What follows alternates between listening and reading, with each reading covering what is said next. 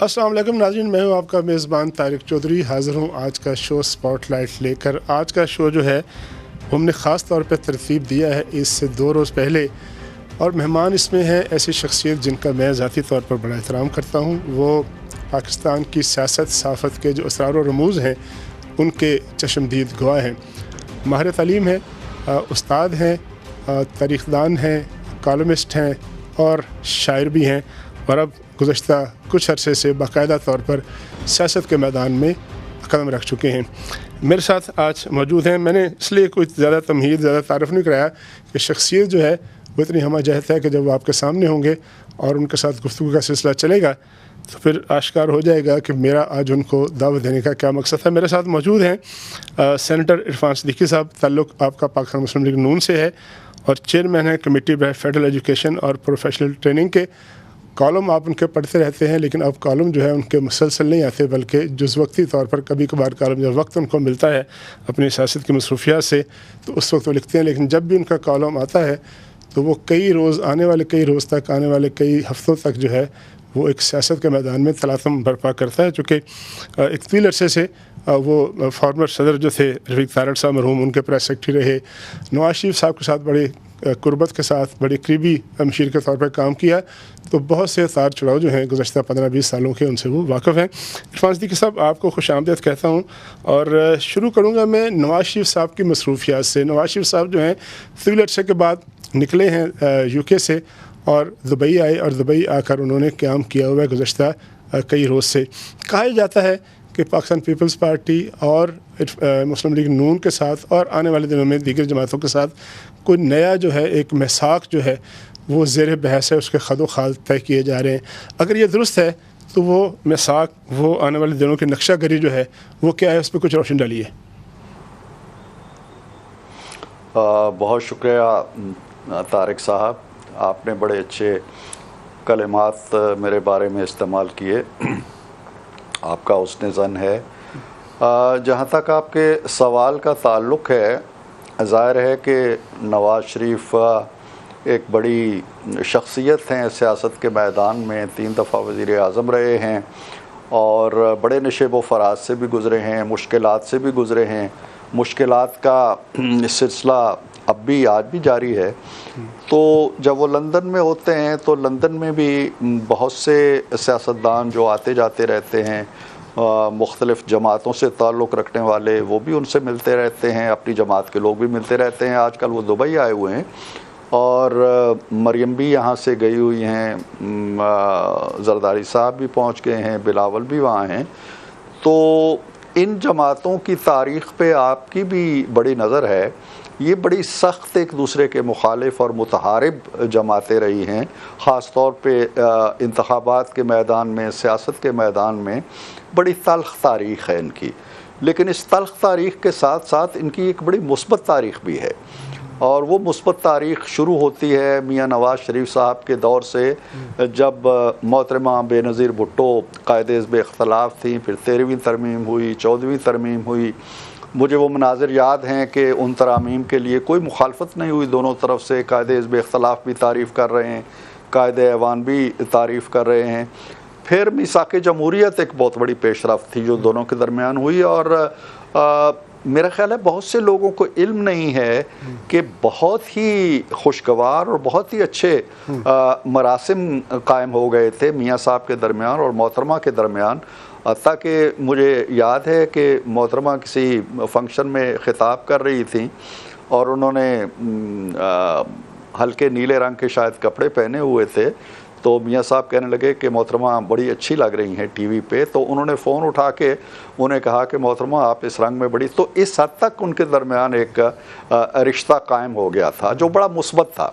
और आपको ये भी पता है कि जिस दिन मोहतरमा शहीद हुई और शहादत से चंद लम्हे पहले जो उन्होंने अपनी नाहिद ख़ान जो सेक्रेटरी हैं उनसे कहा कि मेरी मियाँ साहब से बात कराओ, तो वो बात तो नहीं हो सकी। और मियाँ साहब उनकी शहादत पे वहाँ पहुँचने वाले हॉस्पिटल में पहली शख्सियत थी। तो कहने का मतलब इस पस मंज़र का ये है कि इन दोनों जमातों की मुतहारिब तारीख़ भी है और बड़ी इंटीमेट तारीख़ भी है, बड़ी मुस्बत तारीख़ भी है। तो अब जरदारी साहब वहाँ हैं, बिलावल हैं, मरियम हैं, गोया آنے والی مستقبل کی قیادت بھی ہے، اور جو قیادت اب سنجیدہ ان مراحل سے گزر چکی ہے اور عمر رسیدہ ہو چلی ہے، وہ قیادت بھی موجود ہے. تو یقیناً 4-5 موضوعات ہیں جن پہ بات ہو سکتی ہے. کیئر ٹیکر سیٹ اپ پہ بات ہو سکتی ہے، آنے والے انتخابات کے حوالے سے کہ اسمبلی توڑنی ہے یا اسمبلی کی تکمیل ہونی ہے، اس پہ بات ہو سکتی ہے.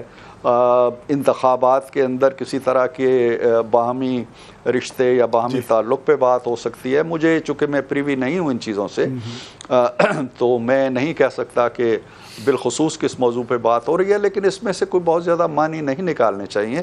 میری ذاتی رائے یہ ہے کہ مسلم لیگ نون آنے والے انتخابات میں وہ اپنے زور بازو پہ ہی انتخاب لڑنا چاہے گی، اور اگر کوئی کہیں پہ اکا دکا کوئی انڈرسٹینڈنگ ہو جاتی ہے تو ہو جاتی ہے، لیکن کوئی انتخابی الائنس مجھے ہوتا نظر نہیں آتا. یہ خیر سگالی کی ملاقاتیں ہیں. آپ کا جو کالم ہے وہ میں نے پڑھا، اس میں آپ نے ایک اشارہ کیا کہ اس وقت جو ان کی موجودگی ہے وہ سیاست کی بجائے معیشت سے وابستہ ہے، زیادہ وہ اس پر زور ان کا.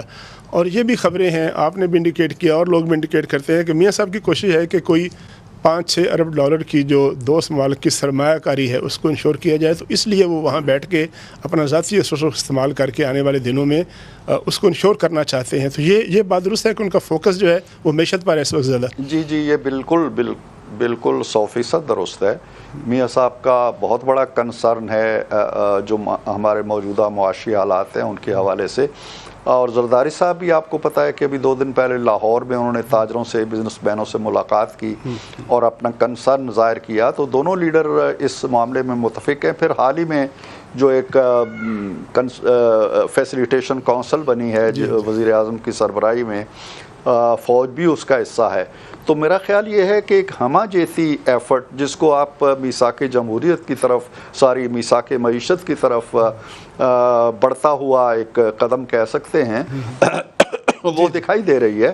اور اگر ایسا ہو جاتا ہے تو یہ بہت خوش بختی ہوگی. لیکن ان ملاقاتوں سے کوئی بہت دور رس نتائج نکالنے کی کوشش کرنا، یا بلکہ لفظ زیادہ اچھا یہ ہے کہ دور از کار ایسی جو محض ناقابل فہم سی باتیں ہوں، ایسی کوئی چیز نہیں ہے. اچھا سر، یہ بتائیے گا کہ آپ نے ذکر کیا، ظاہر ہے میاں صاحب نے آنا ہے الٹیمیٹلی آج کل آنے والے مہینوں میں، اور یہ بھی کہا جاتا ہے کہ الیکشن سے پہلے انہوں نے آنا ہے. ایک رکاوٹ تو ان کی راہ میں دور ہو گئی کہ وہ جو ایکٹ تھا اس پہ صدر صاحب نے صدر صاحب نے سائن کر دیے، اور ڈسکوالیفیکیشن کا معاملہ تو اب حل ہوتا نظر آتا ہے. لیکن وہ 2-3 کیسوں میں اسلام آباد ہائی کورٹ میں اس سے وہ سزا یافتہ ہیں. اپیل کا حق ان کے پاس باقی ہے. اس میں ان کو وہ ان کی انشور کی ہوئی عدالت نے کہ جب وہ آئیں گے ان کو سرنڈر کرنا پڑے گا. کیا اس بات کا فیصلہ ہو گیا ہے کہ میاں صاحب آئیں گے تو آنے سے پہلے حفاظتی ضمانت کرائیں گے، پیش ہو جائیں گے، اور اس کے بعد قانونی جو ہے مراحل سے گزریں گے؟ کیونکہ ہم نے سنا ہے کہ کوئی ٹیم لیگل جو ہے ان کے ساتھ موجود ہے اور وہ بھی اس پہ کوئی اپنی ایڈوائس دے رہی ہے. اس پہ کیا تازہ ترین صورتحال ہے؟ جی چودھری صاحب، میرا خیال یہ ہے، اور میں جس حد تک میاں صاحب کو جانتا ہوں مجھے یقین ہے کہ وہ آئیں گے، اور اس ذہن کے ساتھ آئیں گے کہ اگر انہیں حفاظتی بیل ملتی ہے تو بھی، اگر حفاظتی بیل نہیں ملتی اور جیل جانا پڑتا ہے تو اس کے لیے بھی انہیں کوئی قباحت نہیں ہوگی. وہ ذہنی آمادگی کے ساتھ آئیں گے کہ جیل جانا پڑتا ہے تو جائیں گے، جیسا کہ ماضی میں جاتے رہے ہیں. سیاستدانوں کو، اور خاص طور پہ یہ جو کونا مشق سیاستدان اب ہو چلے ہیں، زرداری صاحب ہیں یا میاں صاحب ہیں، ان کو جیلوں سے تو اب کوئی ڈر خوف ہے نہیں. لیکن ایک کیس جو مریم صاحبہ کا طیب آ گیا ہے، اس میں عدالت نے یہ فیصلے میں لکھا تھا کہ چونکہ نواز شریف صاحب کا ایون فیلڈ کے جو فلیٹس ہیں یا جو ایسٹس ہیں وہاں پر، ان کے ساتھ کوئی تعلق ثابت، جی ہاں، جو تعلق ان کا ثابت نہیں ہوتا، لہٰذا مریم کا فیسیلیٹیٹ کرنے والا جو معاملہ ہے وہ سوال ہی پیدا نہیں ہوتا. تو وہ کیس تو آلموسٹ حل ہے، لیکن بہرحال میاں صاحب کو اس میں سے گزرنا ہے.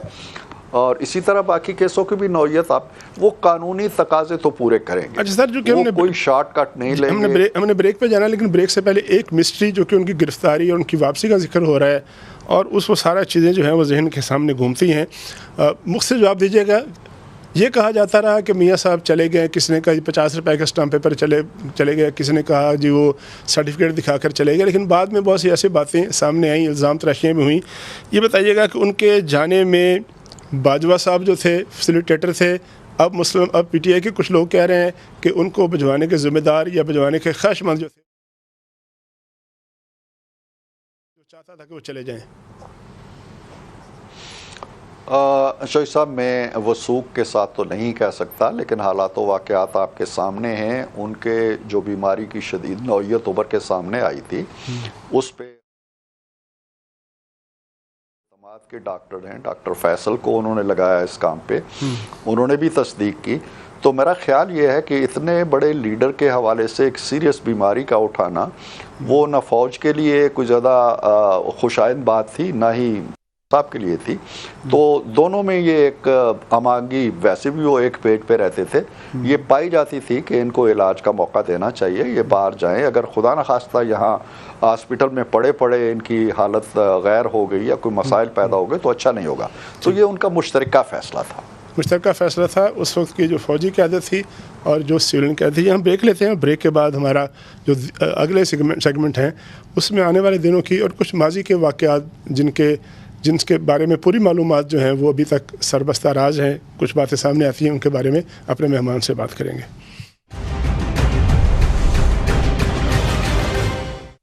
اب ویلکم بیک عرفان صدیقی صاحب, یہ بتائیے گا کہ آپ نے پہلے سیگمنٹ میں ذکر کیا یہ جو کونسل بنی ہے, نیشنل فیسیلیٹیشن کونسل بنی ہے. میں پڑھ رہا تھا آپ کا کالم بھی, اس میں آپ نے شارتاً ذکر بھی کیا, تو اس سے میرے ذہن میں ایک سوال یہ پیدا ہوتا ہے کہ ماضی میں بہت سالوں سے ہمارے یہاں ڈبیٹ تھی کہ جو فوج ہے اس کو ہمارا جو کاروبار حکومت ہے اس میں کوئی باقاعدہ طور پر کردار دے دیا جائے ہماری تاریخ کو سامنے رکھتے ہوئے. تو یہ جو کونسل ہے اس میں آرمی چیف کی موجودگی کیا اس جانب قدم ہے کہ باقاعدہ طور پر ہمارا جو ایک سسٹم ہے, ہمارا طریقہ کار ہے, اس میں ان کو براہ راست شامل کر لیا جائے تاکہ پھر کل کو کسی کو شکایت نہ ہو اور فوج جو ہے وہ پھر تسلسل کی ذمہ دار بھی ہو جو بھی معاشی پالیسی ہو. تو اس پہ ذرا وضاحت کیجیے گا. دیکھیے جوہر صاحب, میرا خیال ہے کہ اتنے معنی نہیں لینے چاہیے دور کے. یہ جو اقدام ہے یہ کوئی آئینی ادارہ قائم نہیں ہوا ہے, ایک حکومتی لیول پہ ایک کونسل بنی ہے جس کا ایک مینڈیٹ ہے. نئی حکومت آئے گی وہ اس میں نئے مینڈیٹ بھی شامل کر سکتی ہے, بھی بنا سکتی ہے. اس وقت ضرورت اس بات کی ہے جس کو محسوس کیا گیا ہے, فوج نے بھی اسے محسوس کیا ہے اور سول حکومت تو اس آگ میں خود جل رہی ہے کہ جو معیشت کی صورتحال ہے وہ بہت بگڑی ہوئی ہے. ہمارے پاس جیسا میں نے آج کالم میں لکھا ہے کہ $4 ارب کے قریب ذخائر ہیں اور $4.25 ارب ہمیں دسمبر تک ادا کرنے ہیں.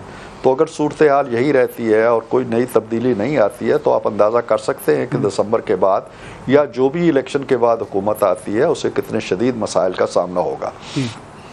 تو ماضی میں بھی آپ نے دیکھا ہے فاٹف کے چیئرمین صاحب کے دور میں ایک کردار رہا ہے, پی ٹی آئی کے جو چیئرمین تھے ان کا ایک کردار رول رہا ہے اور فوج کا بھی ایک رول رہا ہے. اسی طرح بہت سے دوسرے معاملات میں بھی فوج کردار ادا کرتی رہتی ہے. سیلاب آتے ہیں یا اور مشکلات آتی ہیں, ایون انہوں نے کووڈ کے دنوں میں بڑا کردار ادا کیا ہے, پولیو کے حوالے سے ان کا کردار رہتا ہے.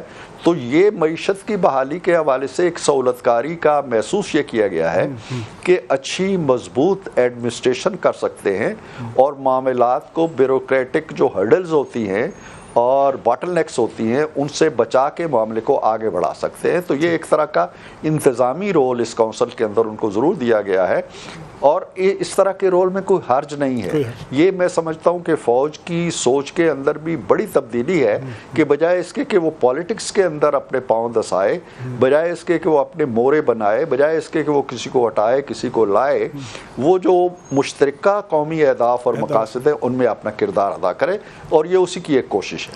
اچھا سر, گزشتہ دور میں سنتے تھے کہ جی ایک 15 سال اقتدار کا منصوبہ ہے, میں وزیر اعظم بنوں گا تو میں فلاں کو چیف بناؤں گا, پھر جب وہ چیف آئے گا تو پھر مجھے وزیر اعظم بنائے گا اور پھر میں اس کو پھر دوبارہ جو ہے وہ چیف بناؤں گا. ایک منصوبہ تھا جس میں توسیع بھی شامل تھی, جس میں کچھ شخصیات کا نام بھی تھا, کچھ ٹائم لائن بھی تھی.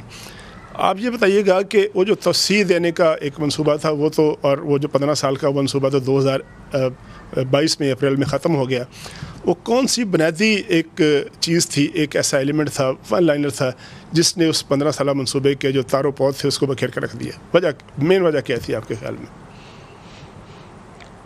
چوئی صاحب، میں دو ٹوک انداز میں تو شاید بات کرنا بڑا مشکل ہو کہ ایک خاص وجہ یہ تھی، لیکن اس میں جو اس وقت کی پولیٹیکل لیڈرشپ تھی، اس کی جو شیلونیس ہے، اس کا جو سطحی پن ہے، اس کا جو معاملات کو ایک کھیل تماشے کی طرح نبھانا تھا، یا کسی کو کہنا کہ جی یہ آئی ایس آئی کا اگر چیف ہے، سربراہ ہے، تو یہی رہنا چاہیے اور اس کے علاوہ کسی کو نہیں آنا چاہیے، یا پھر صبح بیٹھنا اور بجائے اس کے کہ یہ طے کرنا کہ ہمارے ملک کے کیا منصوبے ہونے چاہیے، بجلی کا مسئلہ کیسے حل کریں، دہشت گردی پہ کیسے قابو پائیں، یہ کہنا اور یہ سوچنا کہ جی کس کو آج گرفتار کرنا ہے، کس کے خلاف کیس بنانا ہے، کس کا پنکھا اتارنا ہے، کس کے اے سی کو ہم نے اتارنا ہے، تو یہ ترجیحات رہی تھی۔ تو جب اکانومی بالکل پاتال پہ پہنچ گئی، ڈوبنے لگی،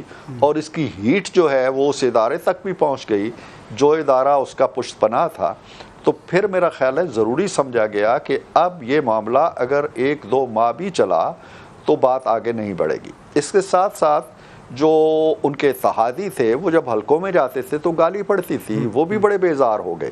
تو آپ کو معلوم ہے کہ یہ بات آئی تھی کہ جی کہ ہمارے بجٹ منظور کرانے کے لیے، ہماری قانون سازی کے لیے بندے پورے کرنے کا کام فلاں ایجنسی کرتی تھی۔ تو آل ان آل ایک مایوسی کی لہر پیدا ہو چکی تھی، ساتھی ٹوٹ رہے تھے، اور پھر وہ نوبت آ گئی کہ عدم اعتماد ہو گئی۔ عدم اعتماد ہونا کوئی تاریخ میں کوئی ایسی چیز انہونی چیز نہیں ہے، وہ آپ تصور کیجئے۔ جی ہاں، اور چوئی صاحب آپ تصور کیجئے کہ اگر بہت 2 یا 3 ووٹوں سے شہباز صاحب کی حکومت قائم ہوئی، اگر ایک توانا اپوزیشن موجود رہتی، وہ اپنا کردار ادا کرتی، اسمبلی سے نہ نکلتی، استعفے نہ دیتے، اس کے بعد پھر پنجاب اسمبلی نہ توڑی جاتی، کے پی اسمبلی نہ توڑی جاتی، 4 صوبوں میں اس پارٹی کی حکومت ہوتی، 4 جگہوں پہ حکومت ہوتی، گلگت میں ہوتی، آزاد کشمیر میں ہوتی، 2 ان صوبوں میں بھی ہوتی، مرکز میں بھی وہ ایک بڑی توانا اپوزیشن ہوتی، تو سینیریو مختلف ہوتا۔ آپ کے خیال میں لیکن ساتھ ایک دوسرا پہلو بھی ہے، بہت سے ایسے نقاد ہیں، بہت سے ایسے ویل وشر ہوں گے آپ کے مسلم لیگ نون کے، جو کہتے ہیں کہ اس وقت اس حالات میں حکومت لینا بھی غلطی تھی، اور خود خبریں آتی ہیں کہ میاں نواز شریف صاحب اس بات کے حامی نہیں تھے کہ ہمیں حکومت لیں، اور اس حکومت لینے کا نتیجہ نکلا کہ آج جب ہم اس وقت بات کر رہے ہیں تو مسلم لیگ کی جو پاپولیرٹی تھی وہ نہیں ہے۔ ایک حقیقت ہے، میدان میں جب جاتے ہیں تو پتہ چلتا ہے کہ وہ جو غلطی تھی یا وہ ایک بوجھ اٹھایا تھا جس کا کہا گیا کہ نہیں جی ریاست بچا لی ہم نے، سیاست بچانے کے بجائے، تو وہ بھی تو غلطی ہے۔ یہ درست ہے کہ میاں صاحب اس کے حامی نہیں تھے، اور اس غلطی کو آج محسوس کیا جا رہا ہے مسلم لیگ نون کے حلقوں میں۔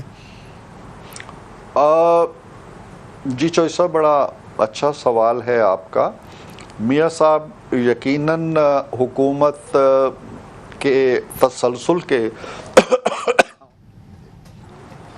وہ یہ چاہتے تھے کہ عدم اعتماد ہو جائے، بے شک، اس کے بعد حکومت بنے، اس کے بعد اعلان کر دیا جائے، اسمبلی توڑ دی جائے اور الیکشن کی طرف ہم چلے جائیں۔ یہ ان کی رائے تھی، اور اس رائے سے ابتدائی طور پر اختلاف کرنے کے باوجود اتفاق کر لیا تھا پیپلز پارٹی نے بھی، اور مولانا نے بھی، اور دیگر جماعتوں نے بھی۔ اور مئی کے وسط کے لگ بھگ، مئی 2022 کی میں بات کر رہا ہوں، اس کے وسط تک، یعنی حکومت بننے کے تقریباً 1 ماہ کے اندر جو پی ٹی آئی کے چیئرمین تھے ان کو کنوے کر دیا گیا تھا کہ یہ الیکشن اب اسمبلی ٹوٹ رہی ہے اور 2 ماہ بعد الیکشن ہو جائیں گے۔ باجوہ صاحب پھر وہ راضی نہیں ہوئے، اس کے ساتھ ایگری نہیں کیا انہوں نے؟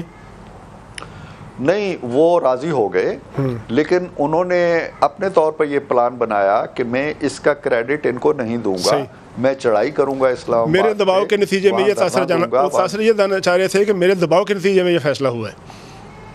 جی ہاں، جو پھر اس کے بعد جب یہ پیغام ملا تو پھر نواز شریف صاحب نے کہا کہ نو وے، اب اگر وہ اس طرح سے اسمبلیاں توڑوا کے ہم پہ بزور مسلط کر رہا ہے اپنا فیصلہ، تو آپ حکومت کریں، جو بھی اس کے نتائج ہو، اور ملک کو اس دلدل سے نکالنے کی کوشش کریں۔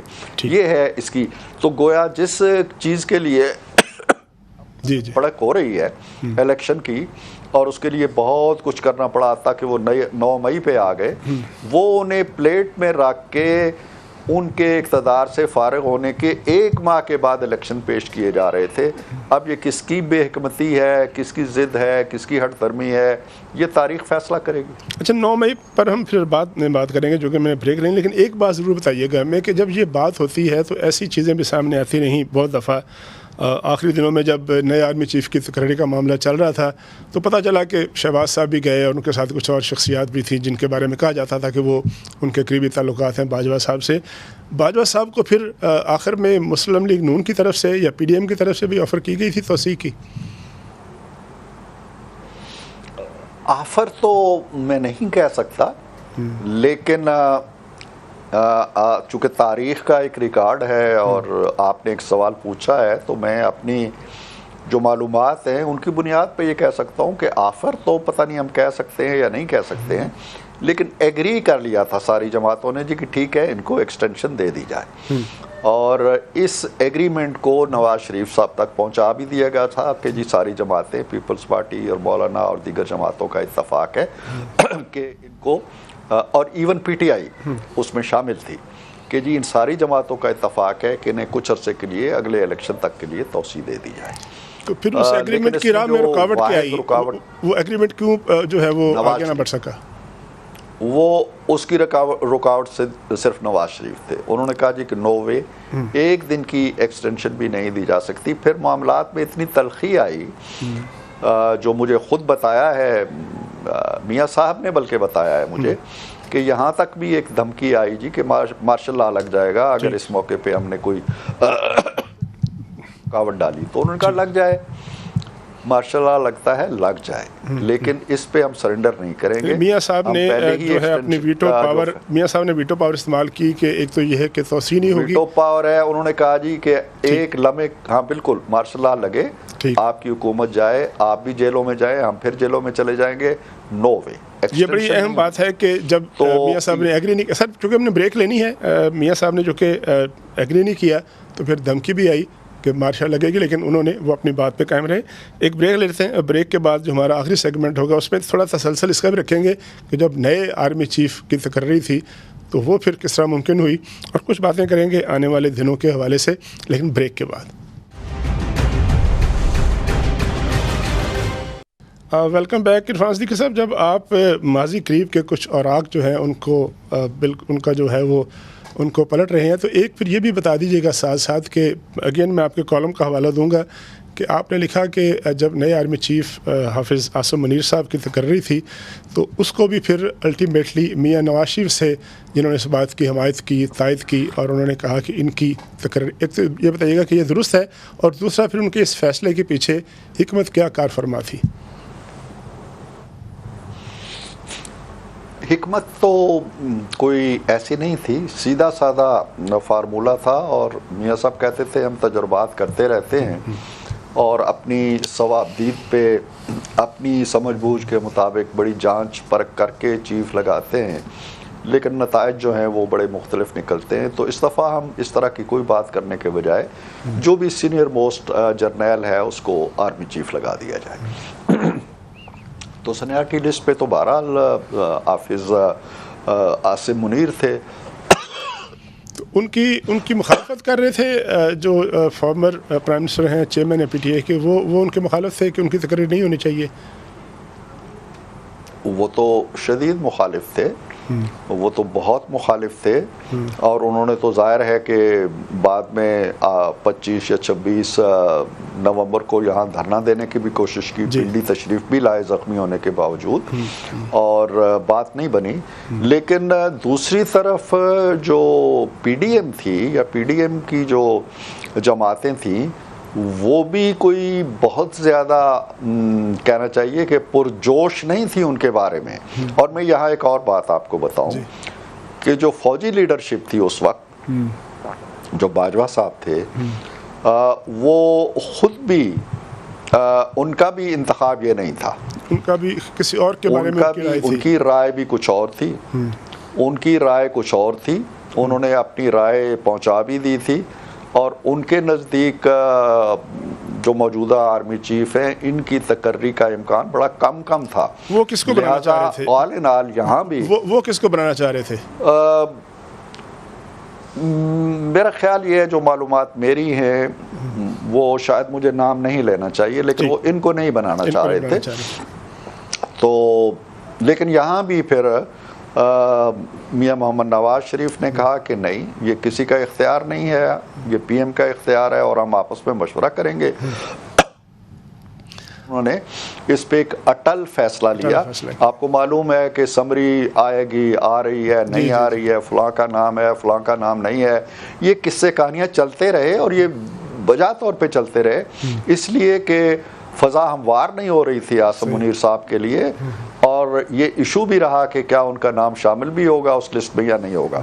تو بہرحال اس میں جو بہت کارگر اور مؤثر اور فیصلہ کن کردار رہا ہے وہ اگین میاں محمد نواز شریف کا. اچھا سر، ابھی 9 مئی کے حوالے سے آپ نے ذکر کی، اس سے پہلے 2 باتیں جو میں الگ الگ پوچھنا چاہ رہا ہوں. ایک تو یہ ہے کہ اگر 2013 میں جب یہ دھرنا ہوا تھا اسلام آباد میں، پی ٹی وی پہ حملہ ہوا، سپریم کورٹ کے باہر جو وہ کپڑے پہ لٹکائے گئے، سرکاری افسروں کو مارا گیا، پارلیمنٹ ہاؤس پہ چڑھ دوڑے، اگر اس وقت میاں نواز شریف صاحب کی حکومت ان لوگوں کو جو اس کے ذمہ دار تھے، سیاسی غیر سیاسی کردار تھے، ان کے خلاف کارروائی کرتے یا کارروائی کی جاتی، تو پھر آپ سمجھتے ہیں کہ 9 مئی کے واقعات ہوتے، یا 9 مئی کا واقعہ جو تھا ہونا ہی تھا کیونکہ اس وقت کارروائی نہیں ہوئی تھی. اس بات سے ایگری کرتے ہیں آپ؟ جی، اس وقت میں ایگری اس حد تک تو کرتا ہوں کہ اس وقت کارروائی نہیں ہوئی، لیکن میں اس سے نہیں کرتا ہوں کہ کارروائی کرنے کی کوشش نہیں کی گئی یا کارروائی کرنے کا سوچا نہیں گیا. سب پہ مقدمات قائم ہوئے اور ٹھیک ٹھاک مقدمات قائم ہوئے، لیکن جو قوتیں، جو سیاسی قوتیں یا وزیر اعظم جی کرنا چاہتے تھے، ان سے کہیں زیادہ کارگر اور توانا قوتیں جو تھیں، جو دھرنے کے پیچھے بھی تھیں، وہ ان کو آغوش میں لیے بیٹھی تھیں، ان کا تحفظ کر رہی تھی. اور آپ کو یاد ہے وہ دن کہ جب وہ ان پہ اشتہاری بھی ہو گئے، اور اشتہاری ہونے کے باوجود وہ سپریم کورٹ میں ٹانگ رکھ کے ٹانگ پہ ٹانگ رکھ کے بیٹھتے تھے، اور جج صاحبان ان کی طرف دیکھتے اور مسکراتے رہتے تھے، اور کسی کو جرت نہیں تھی کہ وہ ان پہ. تو ہمارے ہاتھ پاؤں اس لحاظ سے بندھے ہوئے تھے کہ ہم ان کے خلاف کارروائی کرنا چاہنے کے باوجود، آگے کی مثال آپ لے لیں نا، ہم نے مشرف کے بارے میں کتنی تگودو، کتنی کاوش کی، اور پہلی دفعہ کتنے ڈکٹیٹر گزرے، پہلی دفعہ ایک کورٹ قائم ہوئی، پہلی دفعہ چارج شیٹ ہوئی، پہلی دفعہ سزا بھی ہوئی. کچھ نہیں، وہ اس کو ہم ایک دن کے لیے جیل میں نہیں ڈال سکے.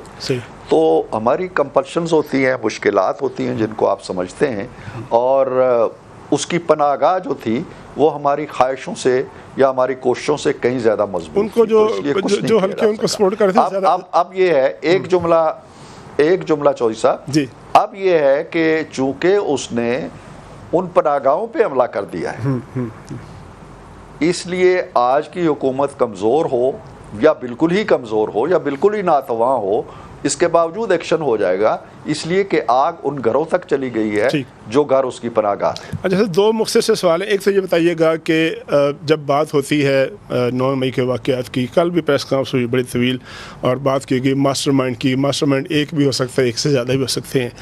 آپ کا تجزیہ کیا ہے کہ کیا وہ ماسٹر مائنڈ ایک ہی تھا، سیاسی شخصیت تھی، یا کچھ ایسی شخصیات بھی، غیر سیاسی شخصیات بھی ماسٹر مائنڈ ہو سکتی ہیں اور ہیں جنہوں نے یہ سارا کچھ جو ہے ڈیزائن کیا، اور پھر ان کے خلاف بھی کارروائی ہوگی، یا کارروائی صرف ایک شخص کے خلاف ہوتی نظر آتی ہے آپ کو؟